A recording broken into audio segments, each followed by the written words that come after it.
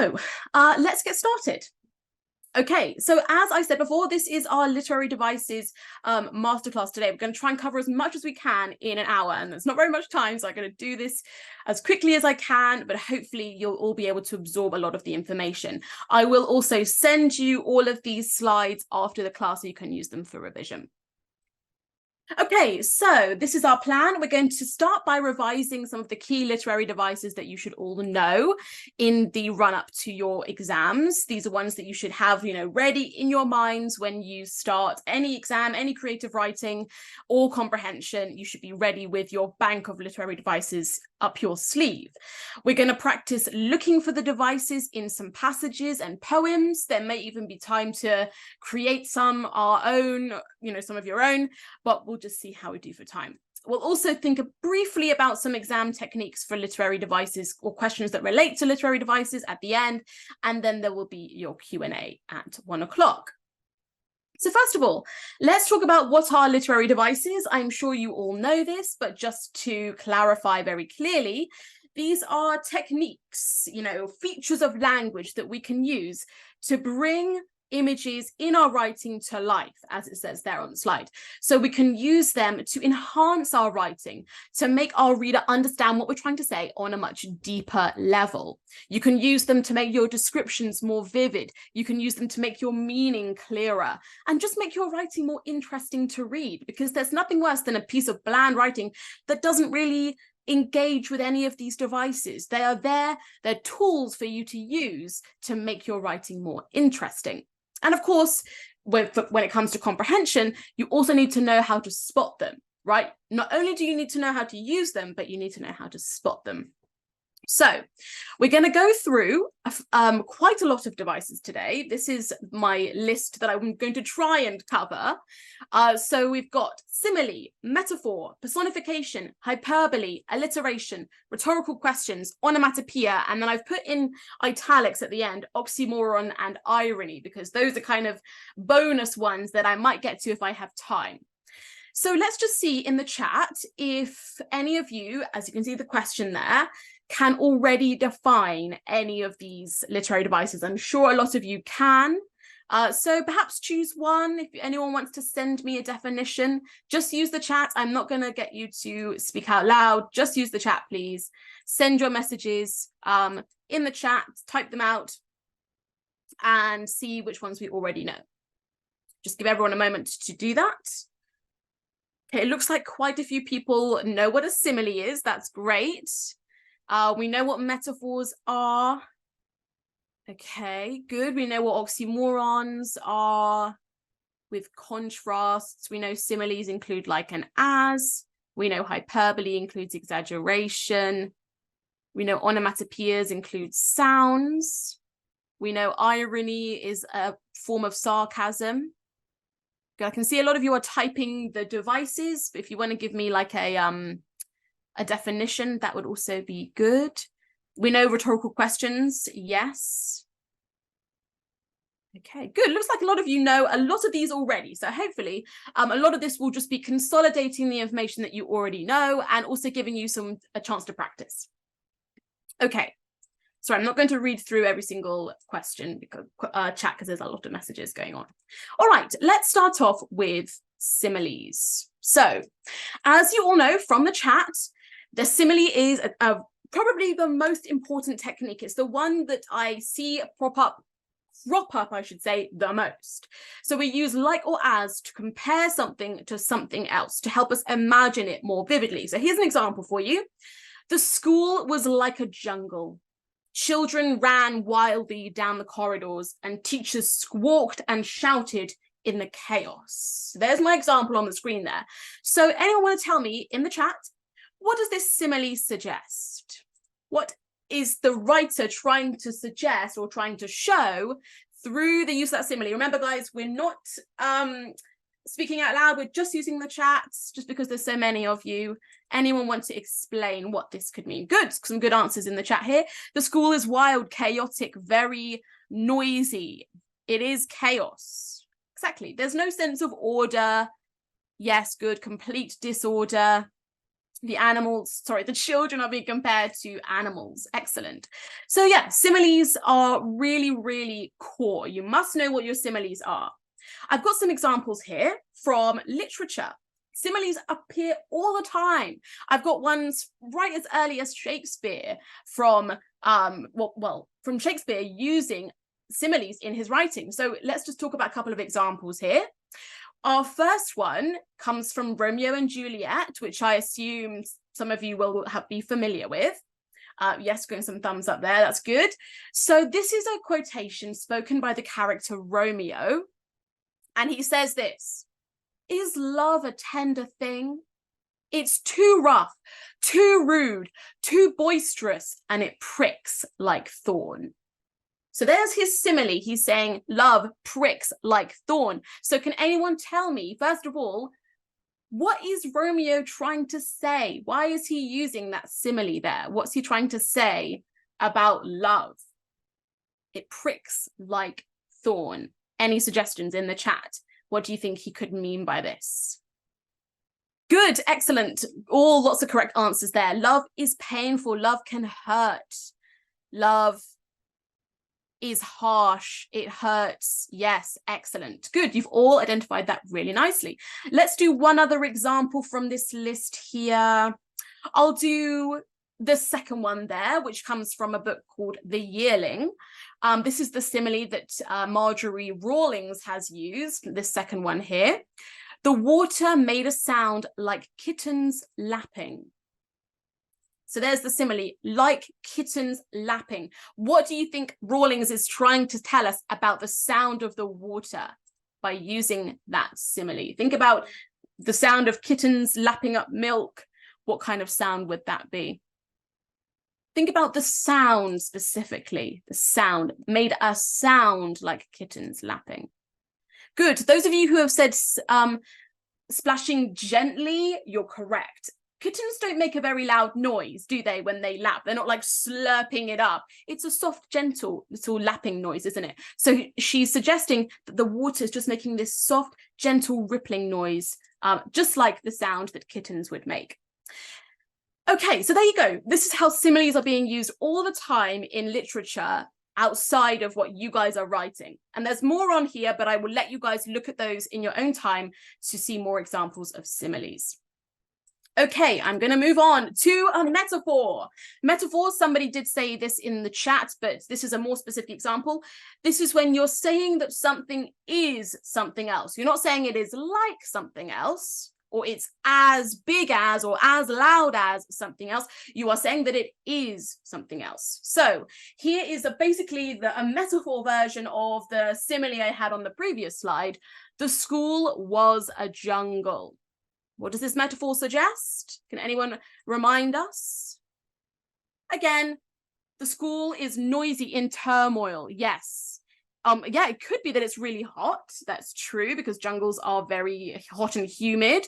But the most clear implications are that it's chaotic, it's loud, it's wild.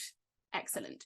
Now, if you want to make more direct comparisons, you can use metaphors. Similes are effective, but they're less direct, right? You are still using that word like or that word as to separate your image from the comparison. But with a metaphor, it's very direct. You're saying that it is that thing, even if it isn't. Okay, now what I've got for you on the next slide, I want you guys to think quite carefully about this, is I've got some metaphors in advertising, okay, some images for you to look at. So let me just click through. Now, I want you to look real closely at this.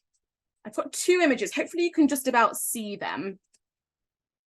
These are two pictures that have been used in advertising, and they're using a bit of a metaphor to promote their message. So perhaps if we start with this one at the top here, what can you see going on in the picture? It says in the middle, if you can't read it, it says keep your distance. And this is, if you can, the slogan underneath is a little bit blurry, but that says stop chaos, help control COVID-19. So this is an advert related to COVID-19. Can anyone tell me what the metaphor is? What's being compared to what? Everyone's saying, don't step on Lego. Yes, but why? Why are they using the image of a foot and a Lego brick to promote social distancing? Okay, I can see some answers coming through. Good, Ben. The Lego brick is COVID and you don't want to catch it. Exactly. So a foot stepping on Lego hurts and is bad and it's telling us to keep away from it. Yes, good. Be safe during COVID. Mind your distance because it's painful. Exactly. So they're using the metaphor of the foot and the Lego brick to promote the image of social distancing. There was another one from this same campaign. It was really funny, which it had a cactus and a balloon. So it was like, you know, all these images that tell us things that shouldn't be near each other, basically, right? So it's a metaphor for social distancing. Okay, see if you can try this other one. Now you have to look closely at this, the one in the corner there. So you've got that shape in the middle, you've got the car. Can anyone tell me what's going on in this picture here? It is about driving. Okay, people are saying London, yes, because we've got all the various landmarks of London. Can anyone look closely at the shape that the landmarks are forming there? Do you recognize what it's supposed to look like? Yes, okay, a couple of people have got it. Misha and Raisha have got it, and Viraj. Excellent. Okay, it's a shape of a needle, right? Of threading the needle. So what do you think this is saying about this car? You can see in the corner, this is a car advert. What do you think it's saying about what this car can allow you to do? Arav has said the car is small. Yes, so why is that good? Kiara said fit into small spaces. Yes, that is the key thing. Because if you think about threading a needle, and Katie said the same thing, it's really hard, right? It's hard to fit a thread or fit anything through the eye of the needle. So it's using that image of the landmarks of London in the shape of a needle to show you that's how easy it is to drive this car around those small streets in London. It's like threading the thread through the needle. That's how easy it is. You can fit very easily through. So as you can see, we have metaphors all around us in our lives, right? Lots of adverts use metaphors as well. How am I doing for time? Right, I need to hurry up. Okay, so there are a couple more. I've put some more on the next slide as there, but you guys can go back and look at those in the slides when I send them through. More metaphorical advertising. Okay, here's our next technique, personification. Now, this is one of my personal favorites. I think this one works really effectively. So this is when you give inanimate objects human thoughts or feelings. Here is your example here. The river ran merrily through the glade, its waters chattering and burbling like a happy child. So what does this example of personification suggest about the river? Okay, I've got some good answers here. The weather and setting, yeah, it's definitely joyful. It suggests that this river is running in a sort of pleasant, flowing sense. It's calm, serene. It does make a lot of noise, but yes, but it's pleasant noises, right? The river's gentle and peaceful. It's flowing swiftly. Yes, good. This isn't like some kind of slow, stagnant river. This is one that's got energy. It's flowing with life. And actually, a couple of you have noticed that we have got some other literary techniques in this example. Yeah, it is moving swiftly and fast, but also not in a raging, roaring way, in a peaceful, gentle, tranquil sense. There is a simile in there as well. Excellent. Yes. Does anyone notice besides the simile, there's something else in this example? Ibrahim's got it. Yes, there is onomatopoeia as well. Chattering, burbling. So what you can see in this example is that we're starting to combine a few techniques together to create an extra powerful effect. Now, some of you have said alliteration. Yes, but I don't think the alliteration particularly stands out to me here. River ran. I guess it creates a sort of peacefulness. River ran kind of flows nicely off the tongue. So that could add, I suppose, to the smoothness and the easy flow of the river. Okay, That's personification. Now, I don't think I'm going to linger too long on personification because I feel that most students are pretty comfortable with it. So we're going to move on to hyperbole. Now, I've got some great examples for you here on the screen. I love the one of the feet. My feet are killing me, and you can see the feet are poisoning their tea. I think that's quite a funny little cartoon there. And then you've got, I'm so hungry I could eat a horse, and then the horse is a little offended.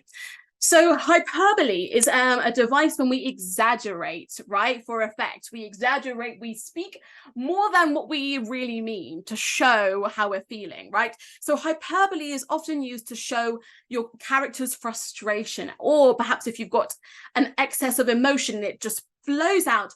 That's why hyperbole can be used really effectively to show your character's emotion. So I've got some examples. I'm drowning in paperwork. You're not actually drowning, you just feel like you are. There are a million other things to do. Again, no, there aren't, but it feels that way. The person in front of me walked as slow as a turtle. I mean, no, they probably didn't, but that's how it felt in that moment to show your frustration. He's running around like a chicken without a head. No, he's not, but that adds to the sense of chaos. It's as windy as a hurricane outside. So as you can see, quite a lot of these examples of hyperbole use similes, right? But they're exaggerated similes. They're ones that are clearly a little bit overstated, but they emphasize our feelings of frustration. So I'm going to give you guys a little task to complete now. And this is your first little creative writing task to try. Oh, hold on. Hang on. There we go. And this is what I would like you to do. Imagine you've had a terrible day, okay? How many examples of hyperbole can you create to express your feelings? So I want you to put in the chat all those examples you can think of, come up with some examples of hyperbole that show how bad your day was, okay? And let's see what we can come up with. I'm going to look in the chat and see what you guys can create. I might say, for example, no one on earth had ever had as bad a day as me. That's probably not true, but I feel that way, right? After my bad day, that's how I feel. Okay, let me read out some of these examples. I cried my eyes out. Yes, that's a good one. Arab, the world hates me. Yes, that's good. I could sleep for a year, says Adam. Yes, good. I like that. Naomi, I'm killing myself with my mood. Yes.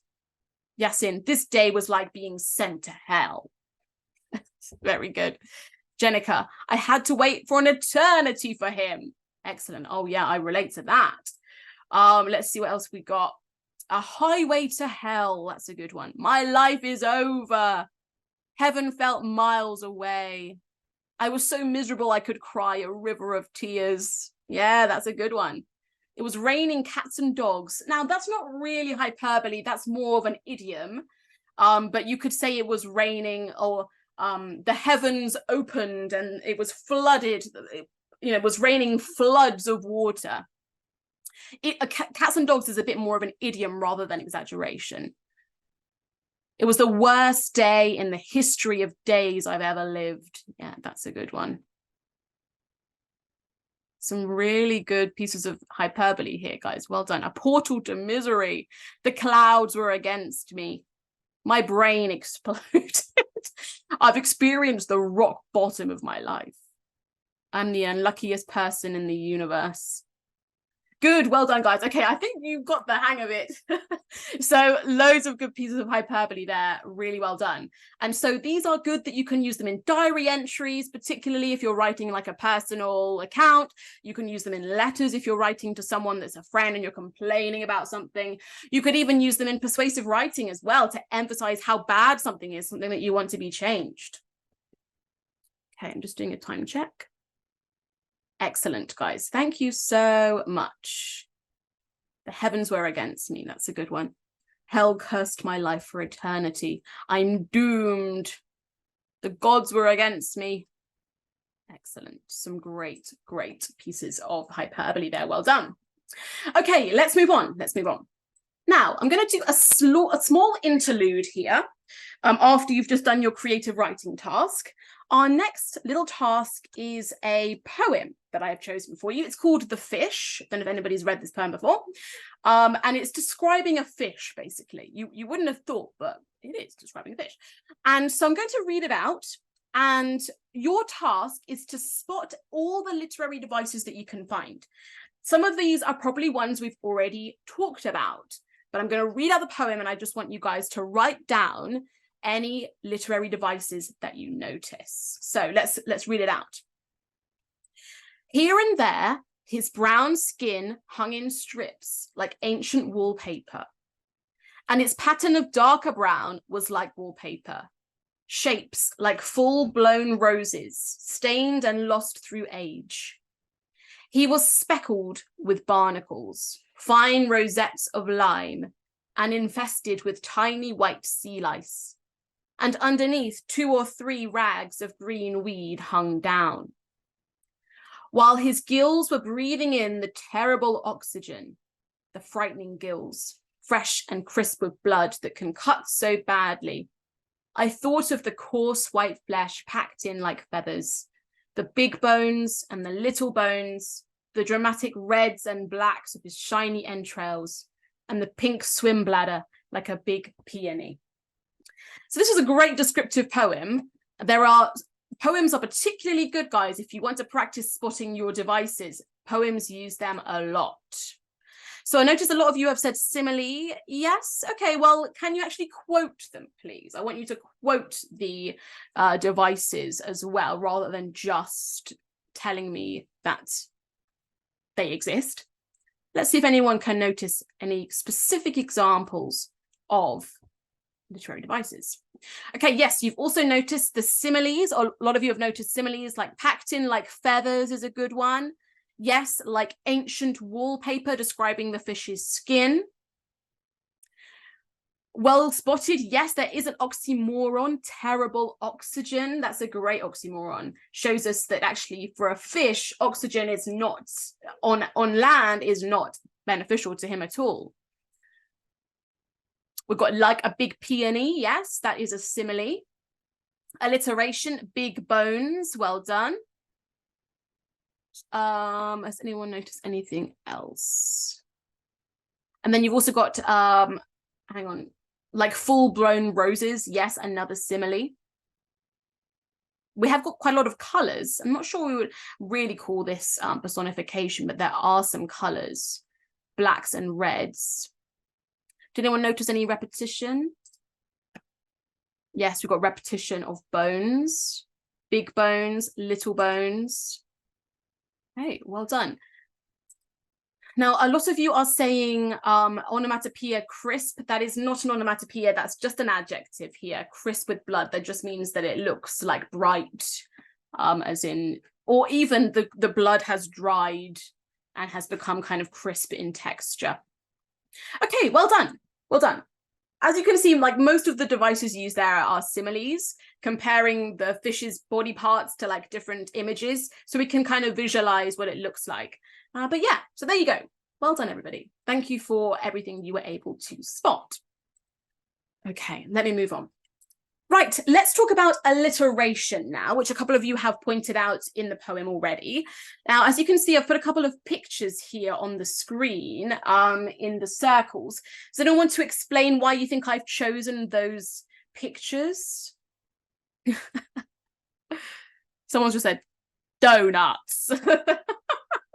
I mean, yeah, there are donuts there, but why have I chosen those particular ones? Yes, Ahmed noticed the brands, they use alliteration, exactly. And so we've got here that actually they aren't Dunkin' Donuts. Those are Krispy Kreme, if you notice, which is my personal favorite.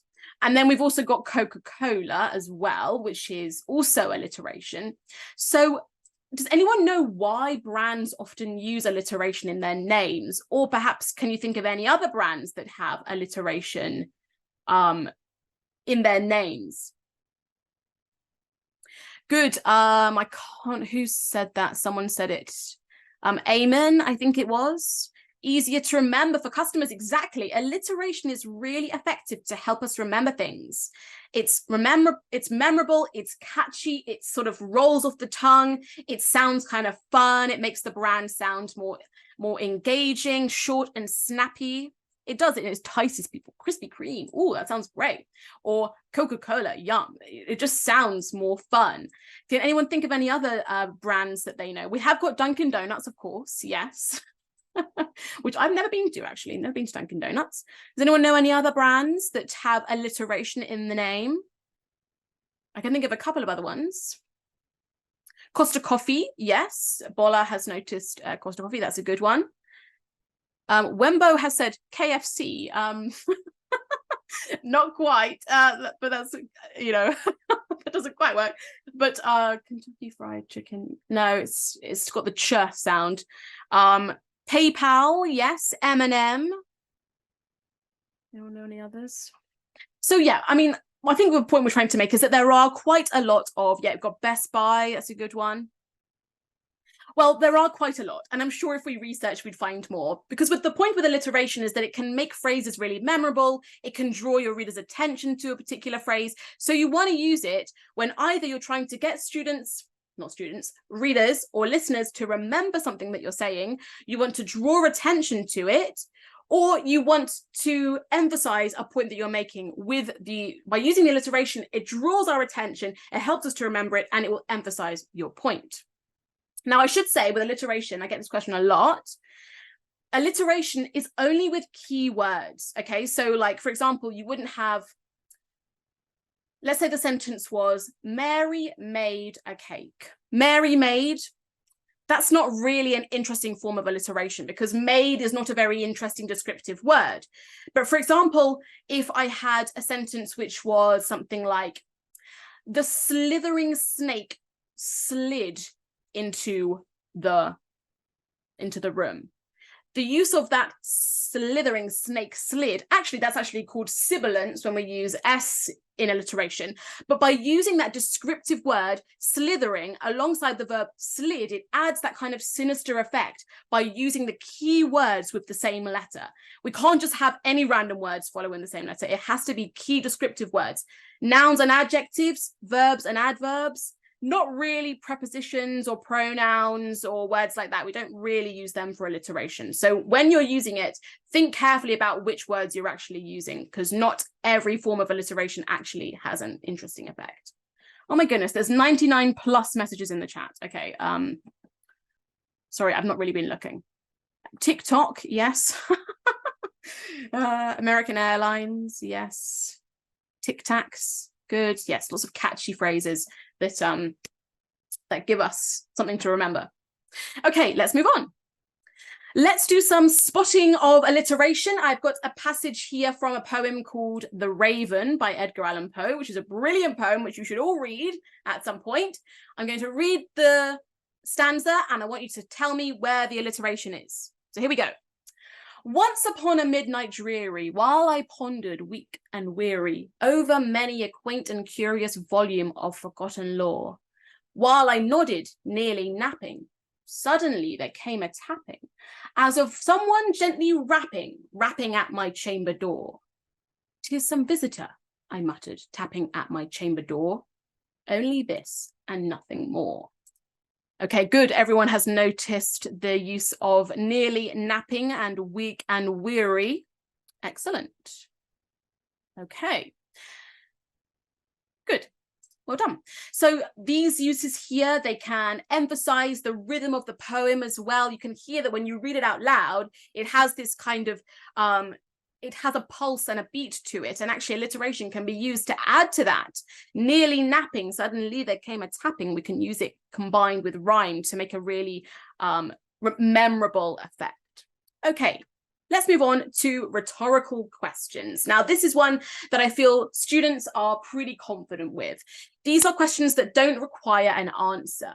Okay, and we're going to do two little quick examples here. I want you guys to come up with some for each. So in my opinion, there are sort of two main ways to use rhetorical questions. Firstly, for persuasive writing, when you're trying to get your audience to like consider something or to think about something that you have that you believe and you want them to also agree with you. So you can use rhetorical questions to get them to think about your arguments. So for example, how can we allow this to happen? Or what can we do to change this? Okay, so those can be quite effective. Then you can also use them in narrative writing. They are very effective to show a character's feelings and thoughts and, you know, the way that they process things that are going on.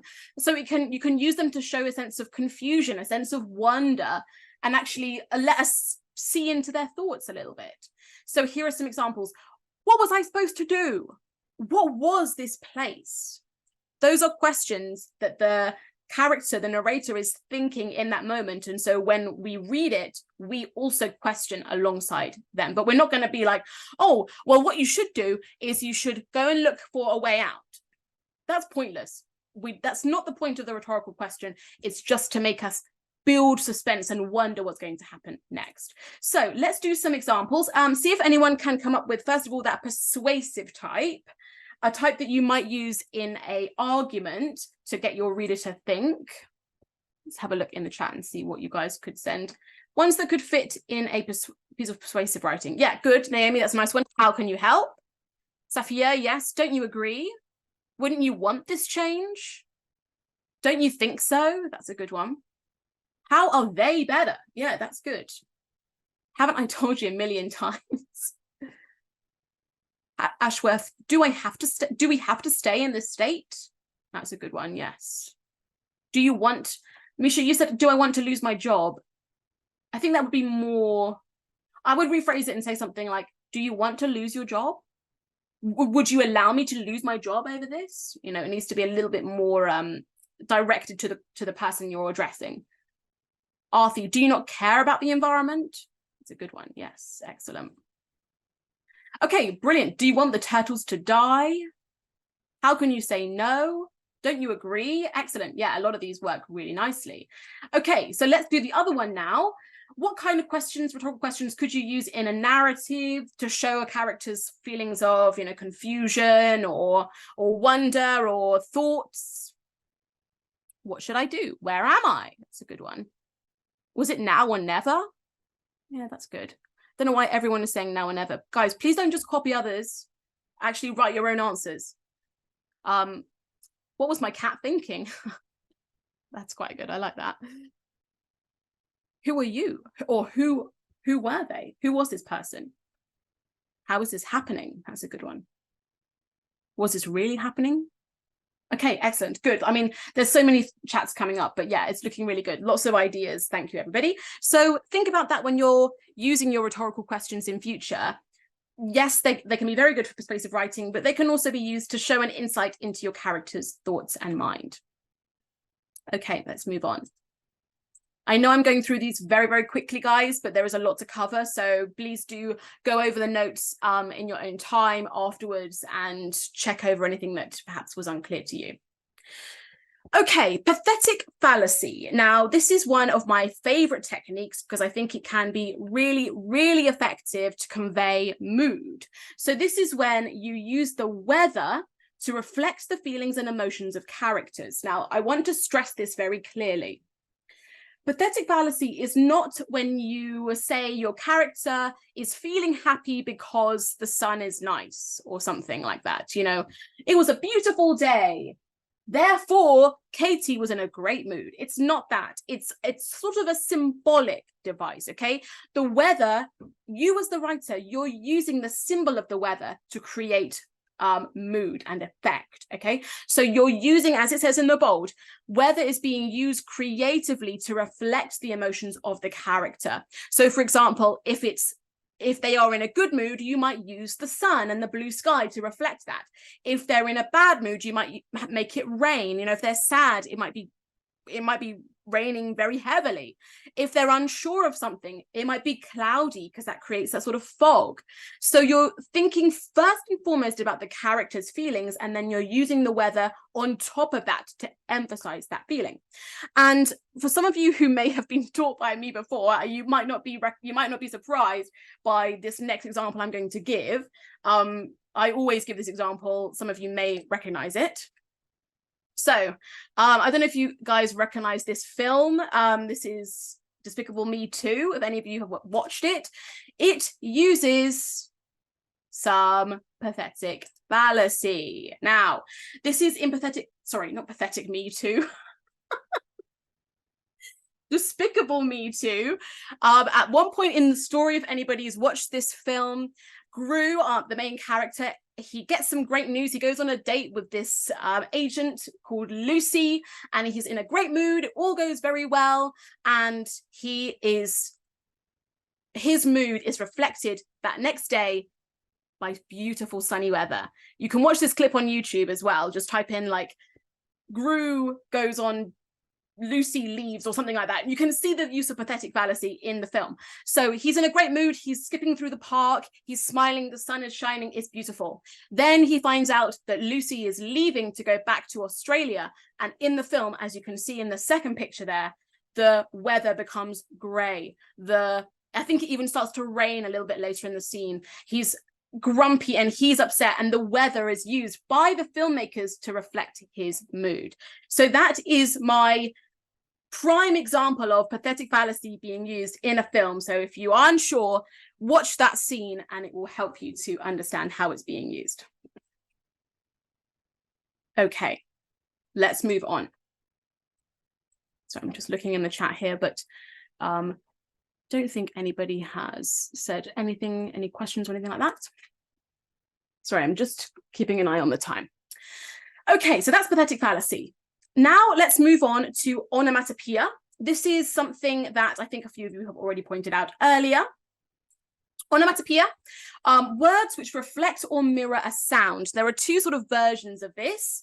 You can have exclamations of a sound, bang, crash, splash, wallop, whatever it is.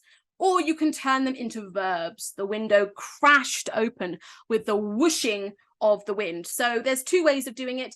You don't have to do just the word by itself. You could make it a bit more sophisticated. In my opinion, using it as a verb is actually quite a little bit more ambitious and more mature. So try and use onomatopoeic verbs instead of the exclamations. It just makes your writing a little bit more sophisticated to read.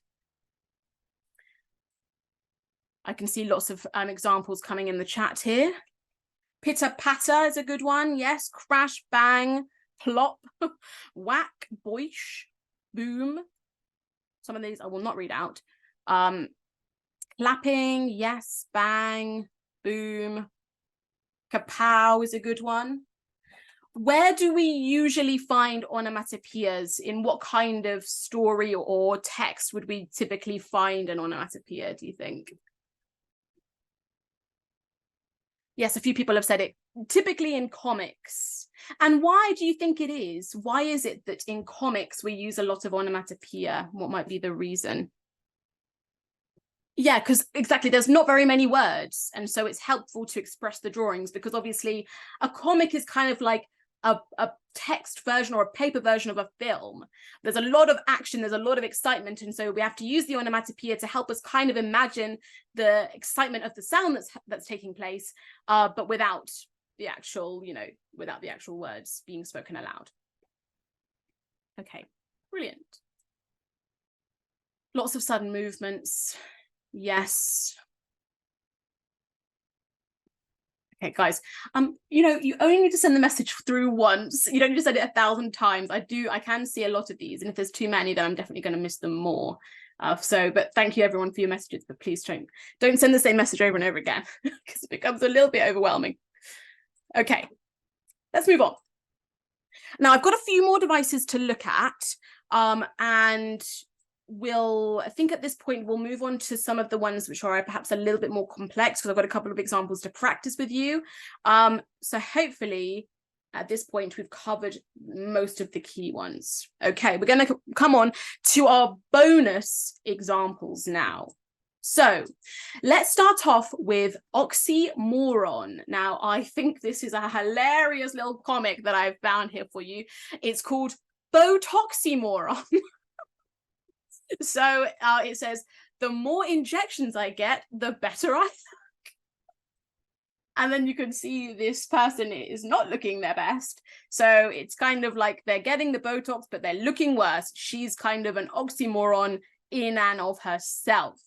So oxymoron is a phrase that's made up of two opposing or contrasting words. Let's have some examples in the chat. It's already lots and lots coming through. Ugly angel. Yes, that would work. Burning ice. Good. Yes. Pretty ugly. That works well. Yes. Deafening silence. Bittersweet. A genuine fake. That's a good one. Rich beggar. Yeah, together alone, or alone together would be how you would probably likely phrase that. Sad laughter. Seriously funny. Original copy. Sweet sorrow. Oh yeah, that's a Shakespeare reference, Ashworth. Almost exactly. That's a good one. Civil war. Yes. Small crowd. Good. You all have lots and lots of oh my goodness, there's right now there's literally 250 messages that I haven't read. Good Lord. The living dead. Gentle giant. Yes. Happy tears. Old news. Yes, thank you, Yannick. I can see that. Okay, let's do a couple of examples. I want you to spot. Well, there's a few here that I think a lot of you have sort of covered already. A silent scream, old news, bittersweet, lead balloon, civil war, plastic silverware, jumbo shrimp, paper towel, working vacation, negative income. There's lots of oxymorons there. Let's see if we can spot some oxymorons in these. A lot of these you will probably already have pointed out, but let's see if we can spot them. By the time The Secret came out, it was already old news. Good, everyone's got that. Number 2, the twins look almost exactly alike. Good, yes, almost exactly. After the terrible speech, there was a deafening silence across the hall. I know we know that one because lots of people already said it earlier. Number 4, the sisters got in a friendly fight. Yeah, friendly fight. It's my only choice, cried Tanya. Yeah, good. Only choice. Which is quite a clever oxymoron, I think. Only choice. And then finally, what a fine mess we've got ourselves into. Good. Well done. It's fine mess is the oxymoron there. Brilliant. Okay, so that is oxymorons. Now, the last device that I want to touch upon today is irony. Now, somebody earlier said sarcasm, and there definitely is an element of sarcasm to irony. Yes, this is the way that I explain irony most simply. So if something's ironic, it means that the reality of it, what's actually happened in reality, contradicts expectations. And I've got some great pictures for you guys of examples of irony. So let me just show you some of these because they always make me laugh. So here we are. Here's 3 examples. Okay, let's go through each of these. And I want you to tell me what's ironic about these pictures. This first one here, we've got the word perfection. What's ironic about this? It's not perfect. Exactly. There's a massive crack in it. So it's clearly not perfect, clearly not perfection. So quite ironic. Okay, then we've got this one down here. The sign for literacy night. Why is that ironic? Yes, literacy is spelled wrong. And so you'd think, okay, I'm going to go to my literacy night, but clearly the people running the literacy night don't even know how to spell. And then finally, the sign there saying hidden beach. Why is that an ironic statement? It's not hidden. Why is it not hidden? It's been exposed because there's a sign. Exactly. You can't really point out something and say that it's hidden, because then it's no longer hidden. So those are all examples of irony. And just to practice this one final time, I've got a little example for you guys from a passage from a novel called 1984. I don't know if anybody's read 1984 before. Probably not. It's quite a long book for maybe older readers, but there is a great example of irony in the opening couple of paragraphs. So I'm going to read these 2 paragraphs here, and then you've got a little question there to answer. What is ironic about the name Victory Mansions? So let me read the passage through and then see what you guys think. So here we go. This is the start of the novel. It was a bright, cold day in April, and the clocks were striking 13. Winston Smith, his chin nuzzled into his breast in an effort to escape the vile wind, slipped quickly through the glass doors of Victory Mansions, though not quickly enough to prevent a swirl of gritty dust from entering along with him. The hallway smelt of boiled cabbage and old rag mats. At one end of it, a coloured poster too large for indoor display had been tacked to the wall. It depicted simply an enormous face, more than a metre wide, the face of a man of about 45, with a heavy black moustache and ruggedly handsome features. Winston made for the stairs. It was no use trying the lift. Even at the best of times, it was seldom working, and at present, the electric current was cut off during daylight hours. Okay, so let's see what you guys are saying in the chat. Okay, guys, what is the point of that? What is the point of spamming the chat with things that aren't relevant to the text? That's not fair to everyone else that's actually working hard. So those of you who are spamming the chat with unnecessary things, please stop now. Otherwise, I will remove you. Okay, so let's talk about why that phrase Victory Mansions is ironic. Now, I think some of you have also picked out another element of irony, which is that the clock can't strike 13. I mean, technically it can strike 13. We just don't really say it like that, do we? We usually say like 1 o'clock. But I want you to think more specifically about that name, Victory Mansions. That is the name of the block of flats where Winston lives. Let's see what you guys are saying here. Okay, good. Yes, it's called a Victory Mansion, but actually it's pretty unpleasant. Ashar has said it smelt disgusting. Bola, yeah, it's very bad. It's bad and torn, but a mansion would be grand, you would expect. It's horrible. Good, Joanna, Victory Mansions should be more pleasant, but everything was quite destroyed and ragged. Exactly. So it's called Victory Mansions. We expect it to be beautiful, don't we? We expect it to be like well built, victorious. What does victory mean? What do we expect something, if something victorious, what do we expect? Yeah, we expect it to be pleasant. We expect it to be like something, it seems like a victory, literally, that you've won something, and it doesn't feel like you've won here. So what is it that's unpleasant about Winston's flat then? Okay, good. So we've got this, it's horrible and dirty, yes, because it smells bad. There's also these big posters on the wall, these big like intrusive posters. What else is sort of wrong about these flats? Someone said it. Yeah, Viraj has said the power is off. Yeah, it's got no electricity. It smells like boiled cabbage. Nothing works. It's really unpleasant. So this is not victorious, is it? And think about mansions as well. What is a mansion? It's a grand place, like an enormous, beautiful house. Exactly. But this is a unpleasant, small, dingy, uncared for home, which therefore makes that name extremely ironic.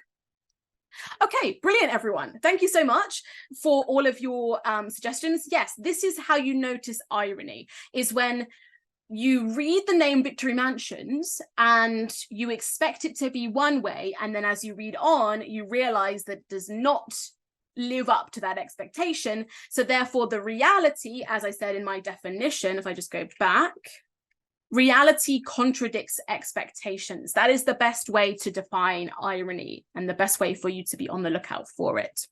Okay, I don't have loads of time left, so let me just move on to the last couple of points that I want to make. So I think I've covered as much as I can for the literary devices themselves. I just want to briefly touch upon a couple of short exam technique pointers, just as a little piece of advice at the end here.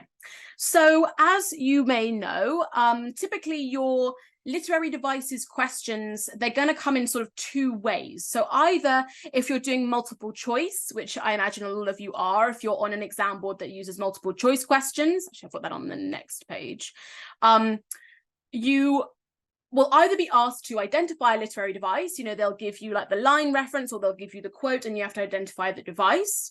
Or sometimes you have to think about the closest explanation of the purpose. So they might say, why has this device been used on line 5?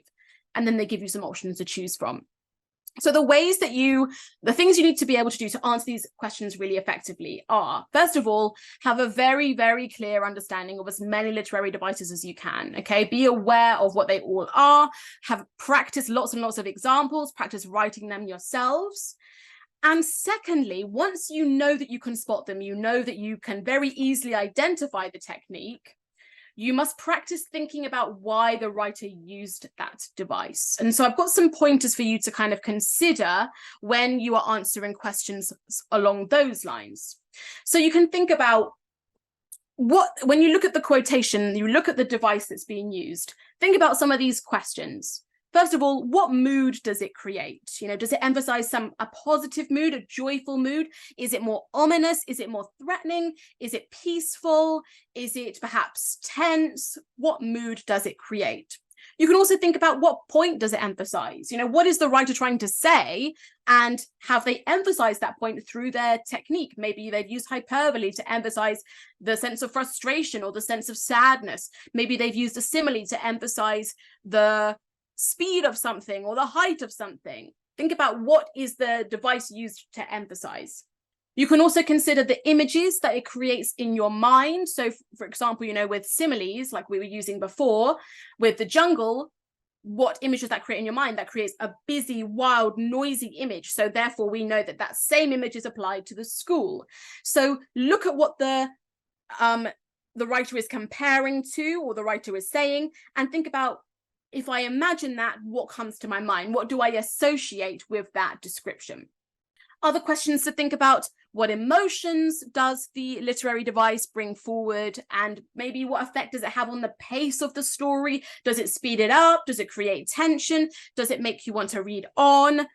Don't say that, actually. Don't say, does it make you want to read on? Because that's not really a point. But you might say that the writer picks up the pace in order to show a sense of adrenaline or a sense of quick forward movement or a sense of desperation. So you can be thinking about questions like this if you are asked to explain the purpose of a literary technique. And that's specifically to do with multiple choice questions, okay? You can think about these same things with the other type of literary device question, which will be point, evidence, explanation. Now, my advice is always, this is going to depend on if you are on which exam board you're on and which type of exams you're doing. If you are on an exam board that requires you to write longer answers out, you know, if you have to write fuller answers where you have to explain in your own words and you have to write descriptively, it's very likely that you will be needing to employ PEE, which I'm sure you're all familiar with at this point, or at least you should be. So point, evidence, explanation is an essential skill to have up your sleeve if you get given a longer mark question. Now, when it comes to PEE, you don't always need to talk about literary devices, but you can use them, particularly in your explanation. So for example, I have an example here that I have written based on a passage from Great Expectations. There's a famous passage where we have this character called Miss Havisham that we see, who has become all old and sort of shriveled over time. This is how my PEE answer might look, including my literary device. So I've said my point: Pip feels a sense of sympathy for Miss Havisham due to her poor health. That's my point. Then I've brought in my evidence. He says, the figure upon which it now hung loose had shrunk to skin and bone. then I've noticed that the skin and bone is hyperbole. You know, you're not actually fully skin and bone. There's always going to be more elements, so it's a bit of an exaggeration. So I've said the use of the hyperbole is my explanation now in the phrase skin and bone emphasizes her skeletal appearance and how she appears to be wasting away over time. So in my explanation, I have zoomed in on the literary device and I've shown its effect. Okay. I think I have pretty much covered everything that I can in the time that I have. So I just have a couple of minutes before we do the Q&A. Does anyone, well, 1 minute, does anyone in the chat want to ask any questions themselves before we pass over to parents?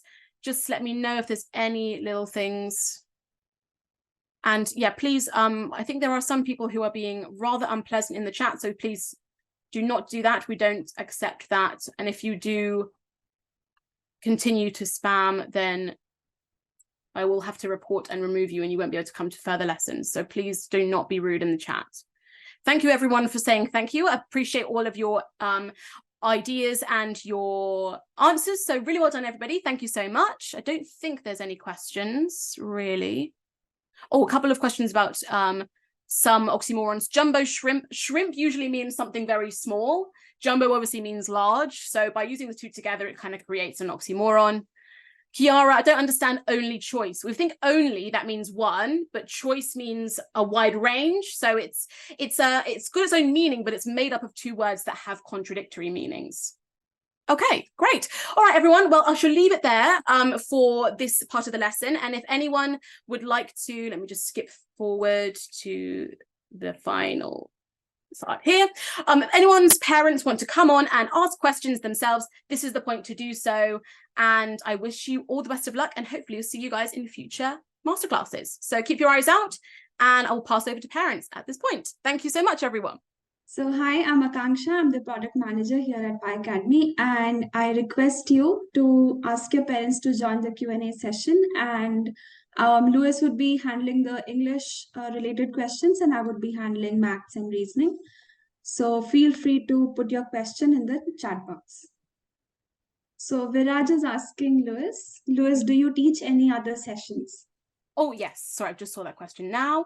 Yes, I do teach other sessions. I have we do have various classes that are being run with Pi Academy. We have, particularly for English, there are some summer courses. There are, holidays or some term time courses, and there's one-to-one tuition as well. At the moment, the most important thing, I would say the best thing to do would be to enroll into a summer course. We have one actually starting tomorrow, a comprehension course that I'm running, and then there are others being run by our other English tutors as well. So do have a look on the website and there will be plenty that you can take part in.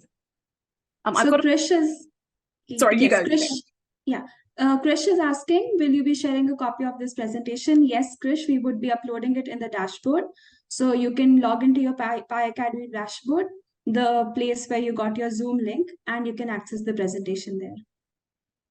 So we have some questions, Louis, for English. Yes, I can see some English questions. I've got a couple here from Pia.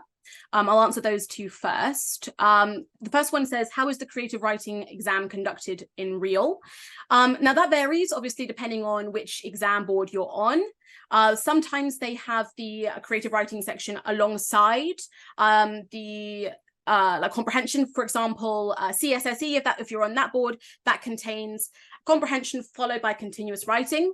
A lot of schools will use creative writing as like a second stage. So a lot of them actually don't include creative writing in the first stage. It will just be multiple choice, particularly if you're doing GL or SET, there will just be a comprehension, but it typically appears either in second stages or independent schools will often include a comprehension and creative writing in the same exam.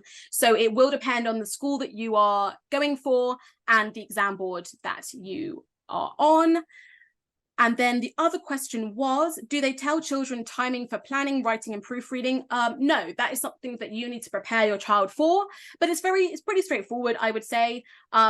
For a creative writing task, no matter how long they get, we always say 5 minutes for planning at the start, 5 minutes of proofreading at the end, and the time in between is writing. So if you keep it simple like that, you can't really go wrong. I think there's a question from Ria, when is the next English class? I'm not sure when the next one of these will be, but it will probably be around this time in a few weeks. Yes, it would be next to next week, after 2 weeks. Mhm. Sana is asking, can we take creative writing lessons with Louis? Yes, Sana, you can. We have one-to-one sessions. We have one-to-one classes with all our English tutors. So you just need to head over here to 11 Plus Tuition and register your interest in a one-to-one tuition class. And yes, Louis can definitely be available. Yes. Ishal is asking, Ishal is asking, how do we improve comprehension skills? That's a great question. I will cover it in as brief as I can. There are, I would say, what the most important thing you need to do is to break down the comprehension skills into various different sections. Akanksha, I don't know, do you want to share the screen and go through the bits on the website, or? Yes, I'm sharing my screen. Okay. Oh yeah, I stopped mine. There we go. Sorry, I could still see mine.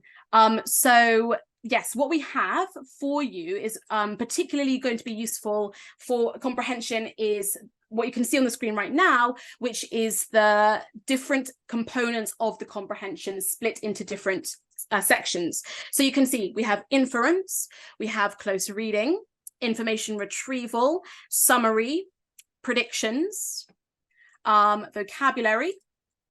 We have various mixed ones and author's choice as well. So this is a great place to start because it breaks down all the skills into, you know, separate sections so you can practice them. If you've done a mock, for example, and you realize there are certain areas you're struggling on, focus on those. And you can see what we have is in our like sort of tests and our answer schemes, we've written out exactly how you should do it. So we give you the question, we give you a hint and a line reference, then we give you a model answer so you can kind of emulate or copy that style, and then you can also see a bad answer as well, so you can see what not to do.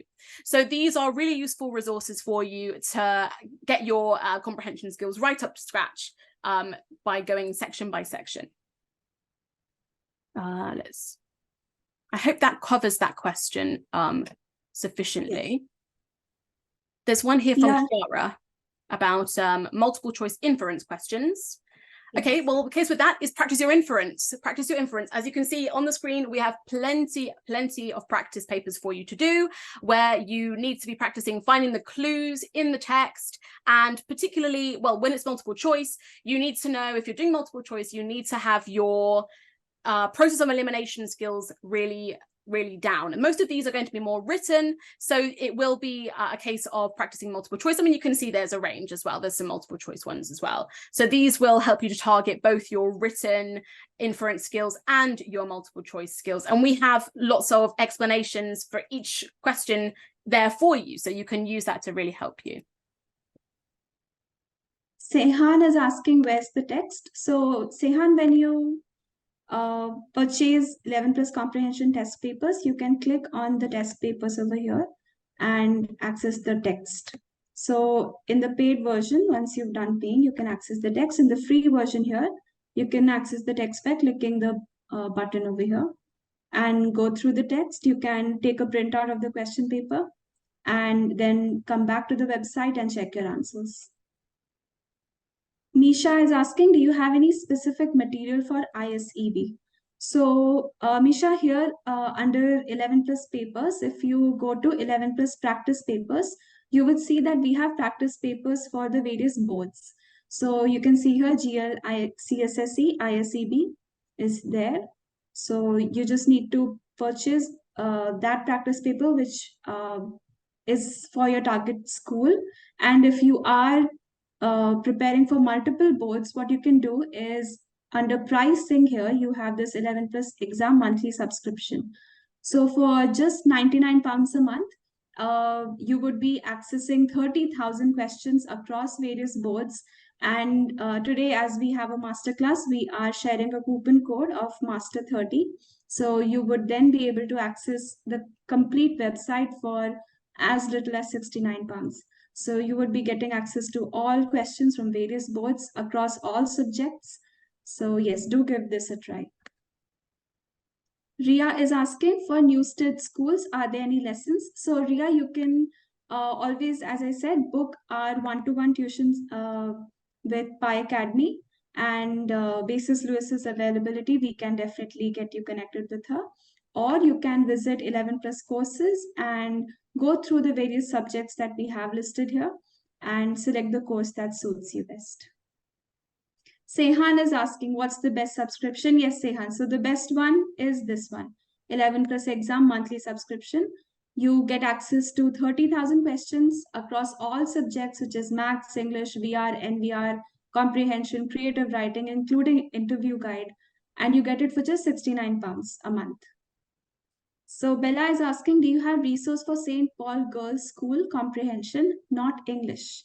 So the comprehension questions that we have collated, they are from across all schools and they are topic wise. So if you go through this material, you would be prepared for St. Paul's and any other school that you are targeting.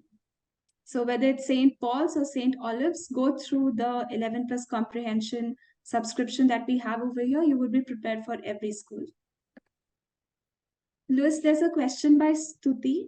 My daughter has very inconsistent scores in comprehension. She scores 70 to 85% in her tuition mocks. However, she scored 65 in her recent external mock. Is there any way we can improve her comprehension? Okay, what I would suggest for this is if you can get the external mock, like if you can get her exam paper, that would be really beneficial because then you'll be able to see the areas that she didn't quite get. Obviously, like there is a level to which in a mock if it's external, they're always more nervous and, you will see that they're more comfortable kind of like at home and they often do better.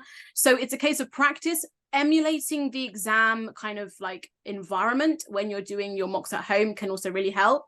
But I would go through if you can, get the external mock, circle the questions that she's got wrong, and then identify that skill.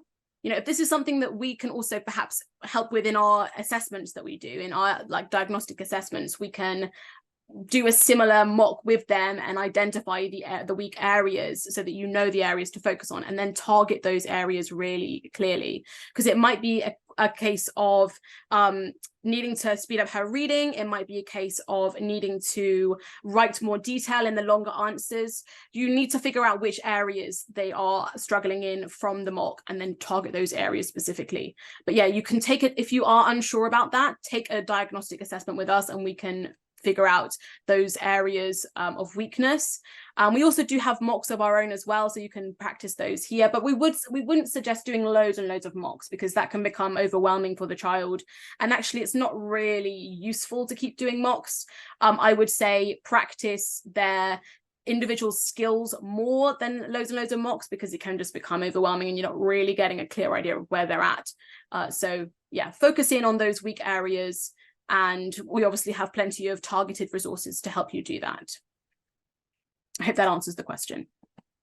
Misha is asking, are you planning any more sessions similar to today's? So Misha, we have our master classes every alternate week. So we would be having another masterclass 2 weeks from now.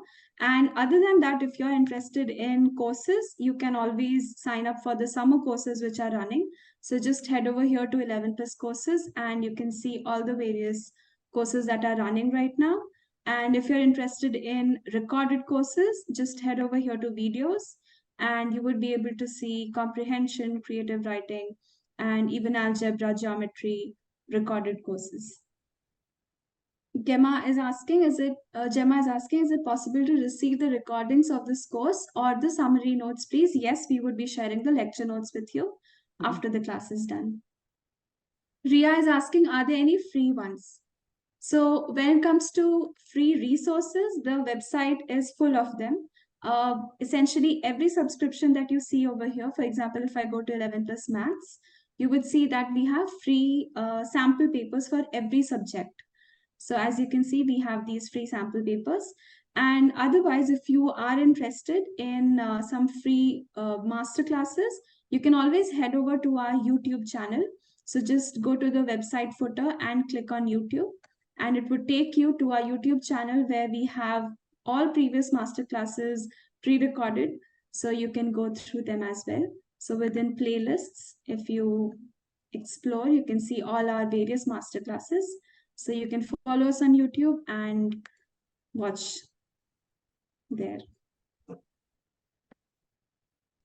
Sana is asking, can you please explain monthly subscription? I'm a bit confused. How many resources, how to contact? It's my very first time. Sana, so I'll just quickly recap and you can always ping us on our support group. So monthly subscription is found over here under pricing. The first one, 11 plus exam monthly subscription. And what you get here is basically an access to the complete website. So these are the resources that you would get. You have 11 plus maths, practice papers, topic wise, English, verbal, non-verbal, SPAG, vocabulary, comprehension, literary devices. So this today, our masterclass was on literary devices. You can also access literary devices in the monthly plan. So essentially, this is a one key to all the complete website, and you are able to access around 30,000 questions through this. Sahil is asking, are there any specific literary devices we need to know? So Sahil, you can proceed to 11 plus papers and click literary devices here. These papers were put together by Lewis, and they are extremely helpful. You can go through the various topic-wise literary devices we have created, and you can also go through the solutions to these. So this is where you can go through the 11 plus literary devices. We would be sharing links to all of this. Nayan, what's the code for today's discount? Nayan, it is master30. So you can use this code, subscribe to the monthly plan. It's the most cost-effective solution out there. You can always subscribe to the literary device.